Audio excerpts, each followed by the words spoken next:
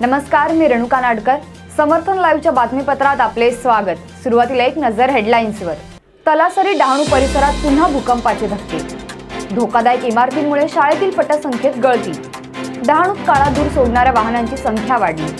पाण्यासाठी चास ग्रामस्थांचा उपोषणाचा इशारा. महामार्गावरील वाहतुकीला विकास कामांचा अडथळा. कालव्याच्या पाणी प्रवाहात अडसर. इंडिगो विमानाचे भाडे 300 ते 1000 रुपयांनी कमी होणार. आणि आता घेऊयात बातम्यांचा सविस्तर आढावा. तलासरी डहाणू परिसरात पुन्हा भूकंपाचे धक्के. पालघर जिल्ह्यातील डहाणू, तलासरी, धुंदलवाडी आणि जव्हार या भागात भूकंपाचे धक्के बसले असून 3.4 रिश्टर स्केलचे हादरे बसल्याचे सांगण्यात आले आहे. गेले काही महिने भूकंपाचे धक्के बंद होते, त्यामुळे नागरिक निर्धास्त होते. मात्र नवीन वर्ष सुरू होताच पुन्हा भूकंपाच्या हादऱ्यांमुळे नागरिकांमध्ये भीतीचे वातावरण पसरले आहे. धोकादायक इमारतींमुळे शाळेतील पटसंख्येत गळती. डहाणू तालुक्यातील दुर्गम भागातील जिल्हा परिषदेच्या अनेक शाळांच्या इमारती या धोकादायक अवस्थेत आहेत. त्यात काही भूकंप प्रवण क्षेत्रातील इमारती अति धोकादायक स्थितीत आहेत. यामुळे शाळेतील विद्यार्थ्यांना बसण्यासाठी शेजारील घरांचा आधार घ्यावा लागत आहे. यामुळे शिक्षणाचा बट्ट्याबोळ होत असून परिणामी शाळेतील पटसंख्या कमी झाली आहे. त्यामुळे लवकरात लवकर या इमारतींची दुरुस्ती करावी अशी मागणी पालक वर्गाकडून केली जात आहे. डहाणूत काळा धूर सोडणाऱ्या वाहनांची संख्या वाढली. डहाणू तालुक्यातील शहरी आणि ग्रामीण भागात काळा धूर सोडून वायू प्रदूषणात भर घालणाऱ्या वाहनांचे प्रमाण दिवसेंदिवस वाढत आहे. नागरिकांच्या आरोग्याशी खेळ करणारा हा प्रकार दिसत असताना त्याकडे दुर्लक्ष केले जात असल्याचे बोलले जात आहे. नियमांचे उल्लंघन करणाऱ्यांविरुद्ध कारवाई करणे आवश्यक असताना कारवाईचा बडगा उगारणार कोण, असा सवालही उपस्थित केला जात आहे.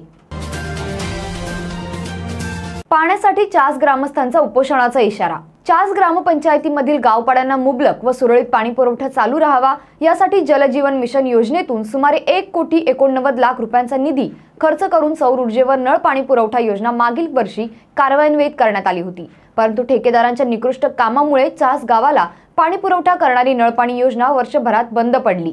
यामुळे वारंवार बंद पडणारी पाणी पुरवठा लाईन ठेकेदाराने चालू करून द्यावी अशी मागणी. यासाठी चास गावातील महिलांनी पाणी पुरवठा विभागाला उपोषणाचा इशारा दिला आहे. महामार्गावरील वाहतुकीला विकास कामांचा अडथळा. वसईतून जाणाऱ्या मुंबई अहमदाबाद महामार्गावर सुरू असलेल्या विकास कामांमुळे सध्या सातत्याने वाहतूक कोंडी होत आहे. त्यामुळे वाहन चालकांना वाहने चालवताना त्रास सहन करावा लागत आहे. यामुळे वाहन चालकांचा वेळ व इंधन वाया जात असून वाहतूक कोंडीबाबत नियोजन करून विकास कामे हाती घ्यायला हवी होती, असे वाहन चालकांचे म्हणणे आहे. विकास कामात नियोजनाचा अभाव असल्याचाही आरोप वाहन चालकांकडून केला जात आहे.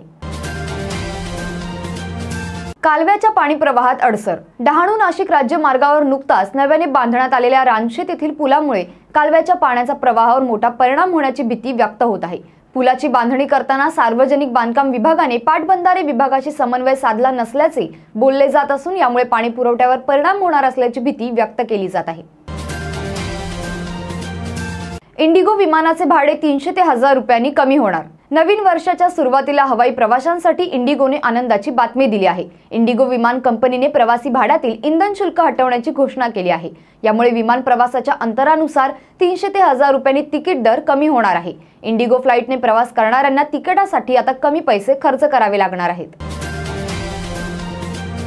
अशाच प्रकारे समर्थन लाईव्हचे बातमीपत्र पाहण्यासाठी तसेच इतर विविध विषयांवरील सविस्तर तपशील जाणून घेण्यासाठी समर्थन लाईव्हला सबस्क्राईब करा आणि बेल बटन दाबा. धन्यवाद.